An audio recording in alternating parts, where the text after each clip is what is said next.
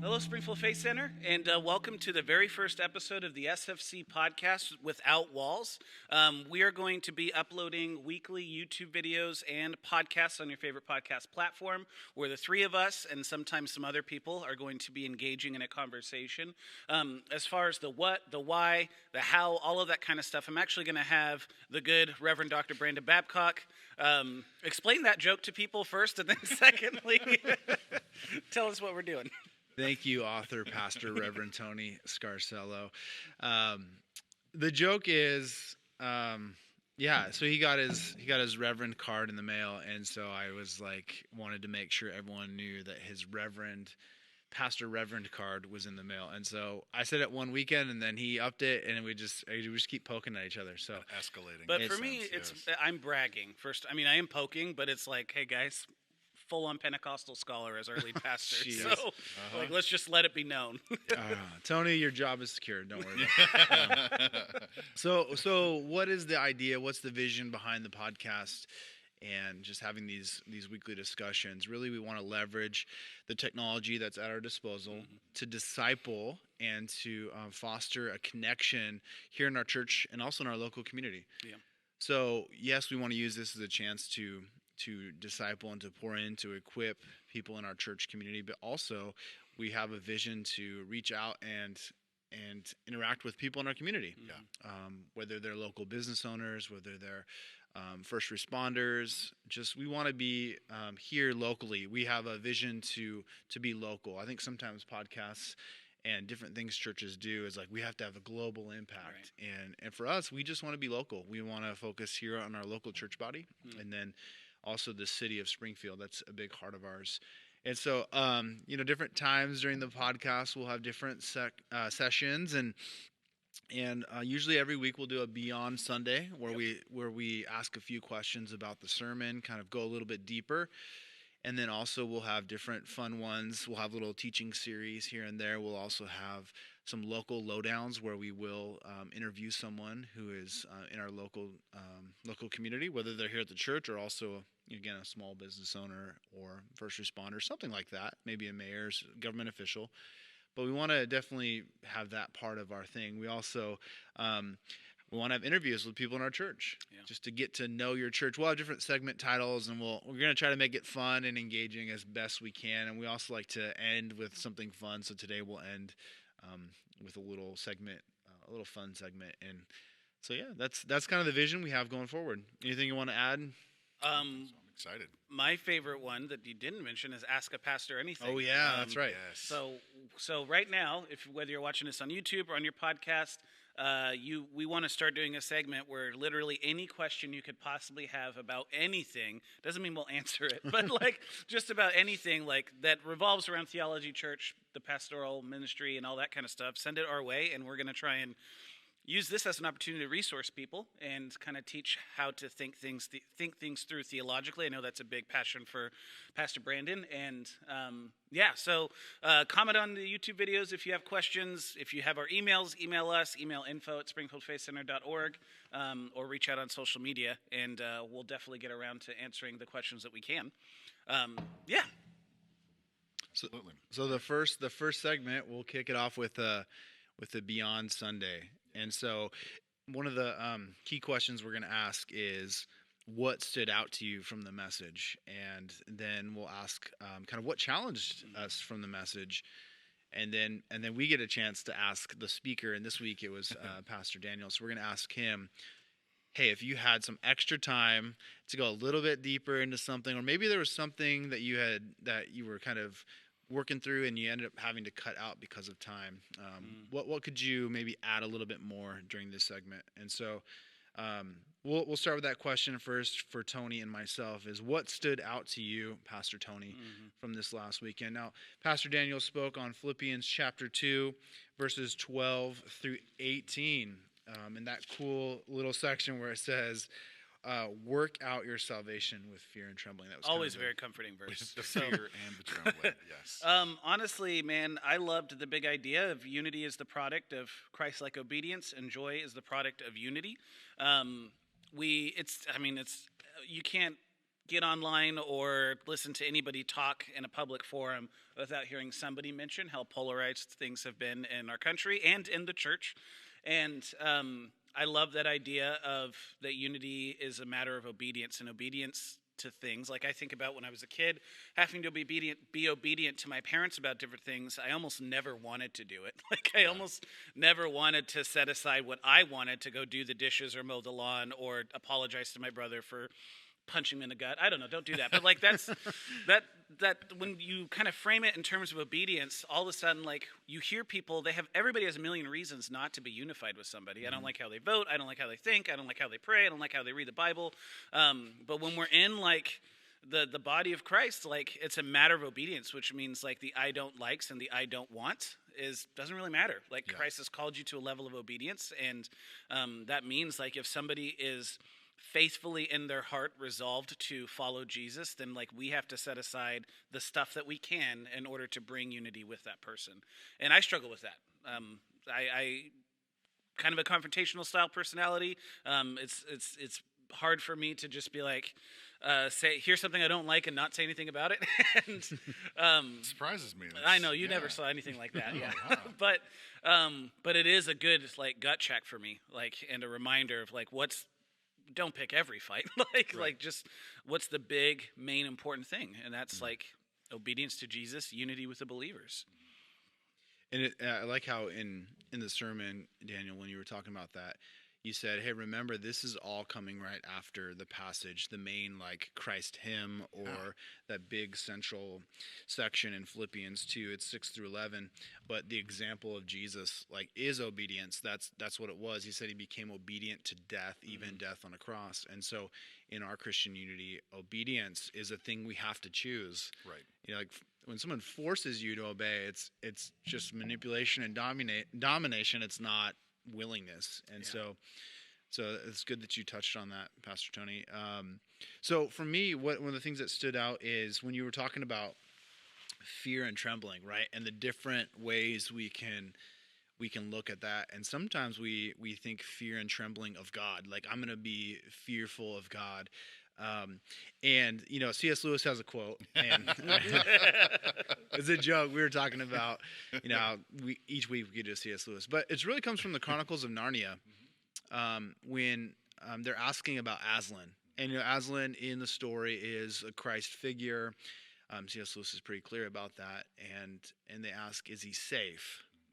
And they said, of course he isn't safe. He's a lion, Right. You know, but he's good. And I know that's C.S. Lewis writing about Aslan, but I think that's a good picture of the proper fear of God. God is holy. Yeah. And God, I was talking to you about this, Tony, is God demands allegiance. Like for him to send his one and only son, you mentioned that verse this weekend. And God loved the world so much that he did that. And so believing in Jesus means a lot more than just, oh, you're good enough for my salvation. It means a lot more. But it's not a fear of God as like that should push us away, but it's knowing that he is not safe, Right. Yeah. but he's good. Yeah. And so we can approach. And I know you were saying that in context, it's more of a fear and trembling of community. But I thought when you were teasing that out about how we think about the different ways to fear and tremble, because you said, of course, we should have a proper fear of the Lord. And I think the way C.S. Lewis says it in Narnia is like awesome. Like, no, he is not safe, but he's good. And so you can approach the Lord. You can be around him. You still will, something inside you will burn with goodness, with excitement when you're around him, but you know that he's still holy. Yeah. He's still is not safe. And I mean, yeah, and I tried to make the point this last weekend that it wasn't necessarily the thrust of Paul's message here. And even if it wasn't, we still have to come back to the idea that Scripture still talks about it. In Proverbs, you know, the fear of the Lord is the beginning of wisdom. That idea of fear and our relationship with God is always going to be an element that we've got to think through, that we've got to be willing to talk about. And one of the things that I feel strongly about is that idea that, because for us in the normal human mechanisms, fear typically results in a fight or flight response. And I have to ask myself the question, does God ever want me running from his presence, or does he want me fighting back against him? And I think in my experience so far, the answer is pretty much no to those things. Well, yeah, and I think like Jesus kind of shows us and even unpacks a little bit of why we should have a healthy fear of God. I mean, you think of him saying, take up your cross daily and follow me. Like today, that'd be like sit in the electric chair daily, take the lethal injection daily. Like seriously, like it would be like take the method Your instrument of execution. Yes, of state murder or state punishment, and like take that daily and follow me, which literally means like the idea of like surrendering your entire life to follow something that you can't see and even hear audibly most of the time, like doesn't scare you, then there's a problem with you, like, or you don't get it. So yeah, I mean that should be scary. Like, what does it mean to just? Paul says in 1 Corinthians 6 that your life is not your own; you were bought with a price. And wow. And how amazing is it though that in spite of all that, God still says, "I want you to be my people." Exactly. And I want to walk with you. I want you to walk with me. And that's the balance that we have to hang on to is not only this understanding of appropriate reverence and fear, but from coming from the other direction of that conversation, the desire that God approaches this with us, the genuine want that he has for a relationship with us, that we're reaching out in. Because if we miss that part and all we're left with is the fear, it's going to be really hard to keep it in balance. Yeah. I thought it was a really good message, Dan. Thank you. I like that message a lot. And it's a good segue. If you're listening right now, what was something that stood out to you? And want to see that down in the comments. And if maybe it encourages further dialogue in the comment section, we'd love to hear what stood out to you, or what did you highlight? What impacted you the most from this weekend as a good segue. But Pastor Tony, our next question is, what challenged you from this wrote message? it down. I did good. Took notes. I'm a good student. Here's what challenged me. Daniel, that I love anytime we talk about we're not waiting for heaven, we're bringing heaven here now. Like that is my bread and butter. Yeah. Like that N.T. Wright quote of we're not called to just wait for us to go to heaven. We're called to colonize Earth with a life of heaven here and now. This is less to do with the content of your message and more to do with squirrel brain. How did that tie in with the passage? That was what was confusing to me. So it probably less directly than it could have, but it tied in because I was trying to make the connection that when Paul talks about work out your salvation, it's an extension of that idea that what he's saying is don't work out your salvation as an individual, as an isolated one person. Work out y'all's salvation as a collective church, as the body of Christ. And I went from there to that idea, okay, so what did it look like for Jesus to function that way, to work out the collective salvation on his end? Okay. Because one of the dangers is, talking about that N.T. Wright quote, falling into a place where we assume that our salvation is only relevant after death. That's where I get saved now, but it only matters after I die, that it doesn't make any difference here. And what I see in the life of Jesus is something very different, where his relationship with God and his understanding of the life of the kingdom absolutely matter right now. And it mattered in that way of what does the life of the kingdom look like here in this place. So that was kind of the connection. Yeah, that's good. I like that.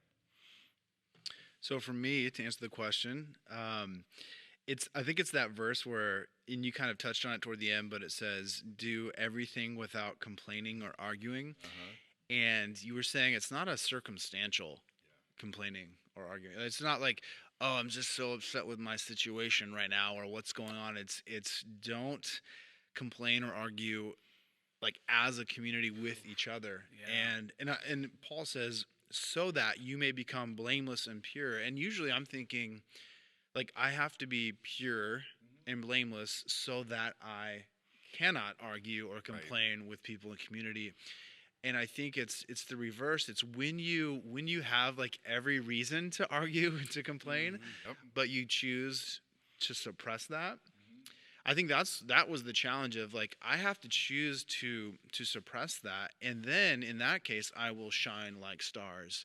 Yeah. The community shines like stars when you have reasons to complain, when you have reasons to argue, but you choose to do everything not in that, like to do the opposite, to go for unity. And that's when you actually like show the world that you're a different community, you're a different culture, you walk and operate in a different life and different lifestyle. And let's be fair, that is not the easiest thing in the world. No, right? not at all. Because it is really easy to find on almost a day-to-day basis justifiable reasons, understandable reasons to be frustrated with the people in my life. And it almost, sure, sometimes I'm being childish, but a lot of times it just makes sense. So-and-so did something that was genuinely objectionable. I have an emotional response to it. I get it. It's not like we're invalidating those moments.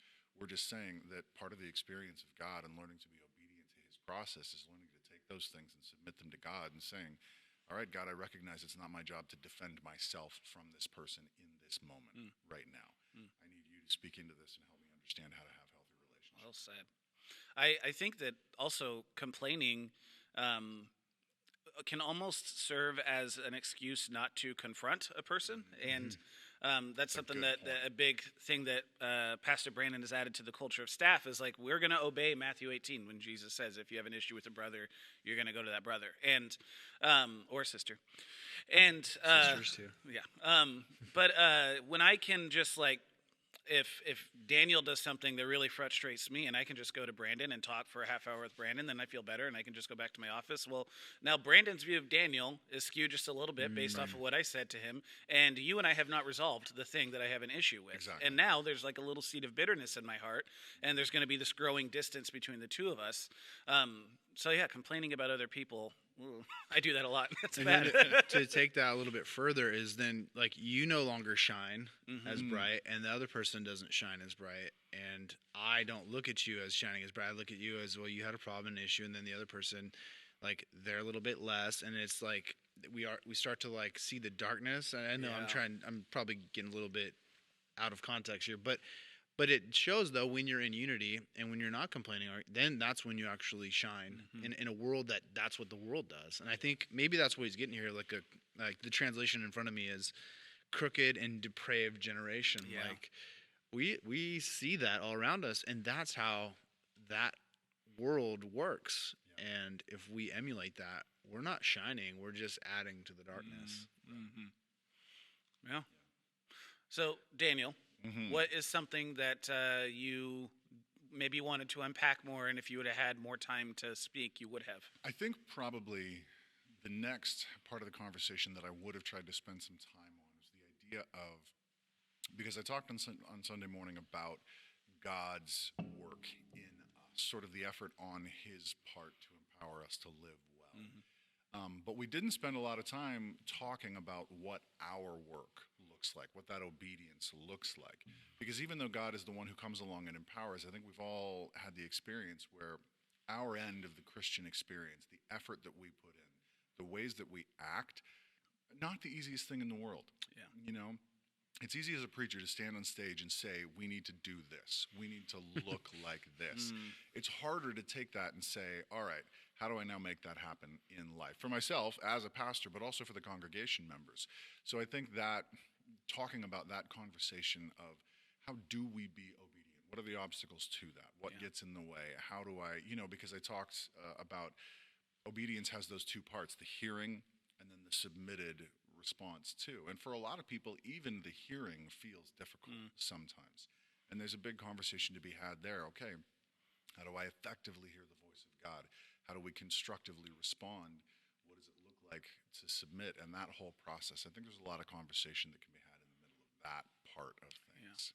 Yeah. Thinking the first comments to that, the answer of his question, like we work out like while God works in. That's a good way to say it. In that, like, work out your salvation with fear and trembling, for it is God who's at work in you to bring it out. And it's like to will and to act.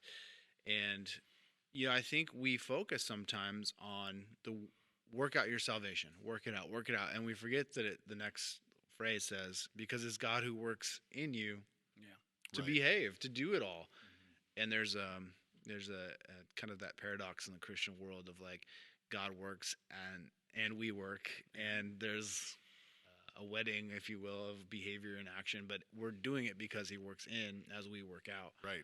And there's always this healthy combination of the two elements. It's this, yeah, and I like that phrasing of it. The working in really does need to translate to the working out. The two have to be paired. That if I only have one or the other, if I leave either of those pieces out of the equation, there's going to be some degree of unhealth that I experience because of the imbalance there. Yeah. I thought you were gonna lead us in a workout, like put on a tank top and have like a Been like, I'm out. You work, I'm out. have like kettlebell in one hand and a dumbbell in the other. Be like, fear, trembling, fear, trembling. Say, come on, Christians, let's work it Let's out. get those spiritual gains. Come on. Gains. Yeah. Actually, in chapter 3, in a couple weeks when I'm preaching, it says whatever I consider, like I consider this gain. I'm like, ooh, gains. I can name it those flesh gains. Do it. Yeah. Maybe not. All right. So today, let's kind of unpack this idea. Gosh, I'm a pastor. I just said unpack. Just take it apart. Let's just Set it out there. take it apart. Open that suitcase and Yeah. Let's take a next few minutes and talk about joy in work. Right, so we're talking about complete joy or one joy. Right, there's the one joy of being united, and in Christ, and the joy that comes from that. But some of us need to find joy in work. Yeah. Whether it's a job, whether it's actually work like labor, whether it's occupation. How do you guys find joy in work? So we actually talked a little bit about this with our middle schoolers. There's someone on the roof. With our middle schoolers on Sunday, because we're taking our students through the book of Genesis. And in Genesis chapter 2, God creates man and women, and then immediately puts them to work. yeah.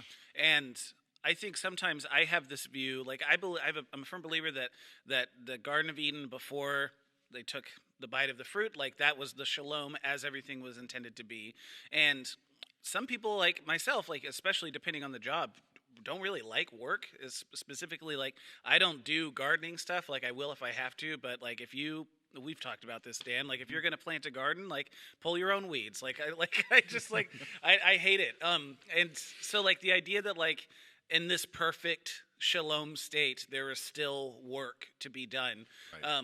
kind of changes in our minds the category of like what work is supposed to be. And I think a lot of people have this like, you work so you can live mentality. You work now so you can kind of relax later. And it seems like if you go to Genesis chapter 2, like that working is a part of our DNA. And when we don't work, there's something of the image of God that is not being honored inside of us. Right. And then you go to like the roots of that Hebrew word for work, and you see that it's also translated as worship, and it's also translated as service. And so like the work that Adam and Eve are intended to do, and I think the work that all of us are called to do, is to be done with this attitude of service to each other and worship to God. So when I'm trying to think about work, and I mean, I love my job. There isn't much here that I do that I don't want to do, but I've had jobs that I hated. Yeah. And I remember when I learned that in Genesis chapter 2, like while I was working at a barbecue restaurant, like it changed like how I was going to interact with the patrons. And that's kind of how my like having a theology around work has helped me engage work at a healthier level. And has it for you helped to produce joy Yes, from that work? absolutely. Yeah. Even if I hate the job. Yeah. Yeah.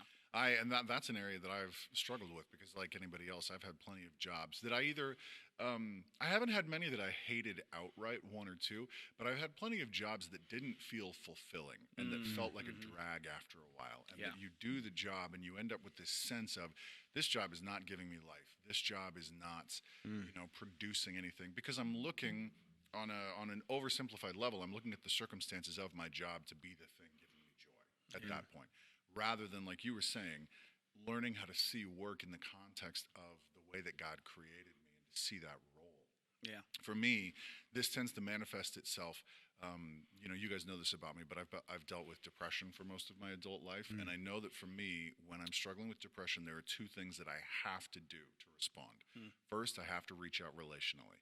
I've got to connect with somebody. And in the worst moments, when I'm incapable of doing that for myself, my wife has a list of people that she can call or text and say, Daniel needs you to come over right now and drag him physically out of the house and take him somewhere to go talk.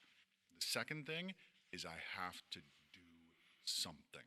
I have to get up and I have to be active somehow, whether it's cleaning the garage or finding a task around the house to do, or some days when it's really bad, it's just getting up to brush my teeth or whatever it is. But finding some way to be active and to engage a sense of emotion and a sense of accomplishment. Yeah. And there is something about that that loosens the emotional struggle in those moments, that brings a degree of freedom and helps to connect me to God. So there is something about the nature of activity in the character of God himself and the way that he moves and the way that he does that has been implanted in us and in our creation as a reflection of his character. Yeah. And so this idea of a healthy degree of activity, of work, of motion, of accomplishment, of arrival is very much a part of our nature, is very much a part of who we are, and is necessary. And I find in myself that if I neglect that part, it is absolutely a big piece of what robs joy Right. in my life. That's good. So, talking about joy and work, it reminded me of Ephesians chapter 5. And well, actually chapter 6, but chapter 5, right before they talk about husbands and wives, there's the verse where it says, submit to one another out of reverence for Christ. And then it goes husbands and wives, and then he goes children and parents, and then he goes slaves and masters. And we usually go, like, oh, it says slaves, we can't talk about it. But first century slavery was nothing like what we've experienced here. Was it great? No, it's not great, but it was a way that people could work and actually earn wages and buy their way out of it if they could. And so it wasn't based on the way they looked or their skin color, genetics. It wasn't based on anything like that. But in there, that's why Paul never talks about abolishment, because it's like electricity. He never thought the world existed without it, and kind of a thing. But he says, obey your earthly masters with respect and fear and with sincerity of heart, just as you would obey Christ. And obey them not to win their favor when their eye is on you, but like slaves of Christ, doing the will of God from your heart. And this is the word you said, serve wholeheartedly. So give your best effort, as if you were serving the Lord, not human beings, because you know that the Lord will reward everyone for whatever good he does, whether he is a slave or free. And I think, again, just looking at the key principle there is serve wholeheartedly, work wholeheartedly as unto the Lord. And maybe then it's the focus, because I've had jobs and I've had work where I was like, I am literally miserable. And I was technically my own boss, but I was miserable, but I also was like, I was focusing on the wrong thing. I wasn't focused on the Lord, and wasn't saying like, this person I'm serving right now I'm serving as if I'm serving the Lord. Yeah. And I think that can bring joy, because there is a promise there that the Lord does and will reward as we serve others in our job and workplace. And then he goes on to say, and masters, treat your slaves the same way. So don't threaten them, since you know that he who is both their master and yours is in heaven, and there is no favoritism with him. And so it's almost like, hey, respect the people who work underneath you as well. And because I know some managers who probably don't like their jobs. Yeah. And the joy in this comes is when the focus is right. Yeah. And I think that's the key thing is focus helps with joy. And I think that's why in Philippians, Paul says, in all of your relationships, look to Jesus. And this is what it looks like. The main passage in Philippians, where he humbles himself, empties himself of the honor and glory due to himself, and then becomes a slave and obedient to death on a cross. Yeah. So I think, long story short, to have joy in work, it's really the focus. And if sometimes, honestly, if you're not really liking your job and you can get another one, that's okay to switch. Highly recommend. Not stay in an abusive employment No. situation. That's not what we're talking about. But serve, where you're at. Serve as you are, like serving the Lord. And I think there is a joy that comes with, I get to do this like I'm serving my Lord. And I think it's a different mindset. Probably helps. And you're helping, when you think about the world, or when you think about work and what work is, and especially what work was for Adam and Eve, God was essentially saying your work is to build the world. Yeah. There's trees here, use them to build a world. There's metal in the earth, use it to build a world. And for us, we have a pretty established world, so now the work that we do is mostly build people up and help if you see a broken heart, work to heal that broken heart. Like whether that's you as like somebody as a gas station attendant or a construction worker or whatever it is. Like Jerry Tabor is a perfect example of somebody whose job is not like to heal broken hearts, but who's healed more broken hearts than Jerry Tabor. So, yeah. That's a very good point. A good word. Yeah. Cool. So that wraps up our little teaching series part of this. And we have one more little segment of kind of, we want to end it on something goofy and fun to end us out.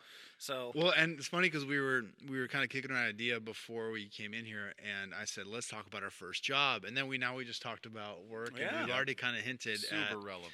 We're gonna call it today's first, and then we'll end with Pastor Daniel doing a Daniel reading of Scripture because there's no voice like it.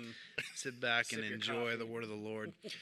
But let's talk about first jobs. I guess I'll go first. My first paid job was I was a basketball referee for Gold Country Officials. That was our official organization, and I refereed recreational basketball games in our local town.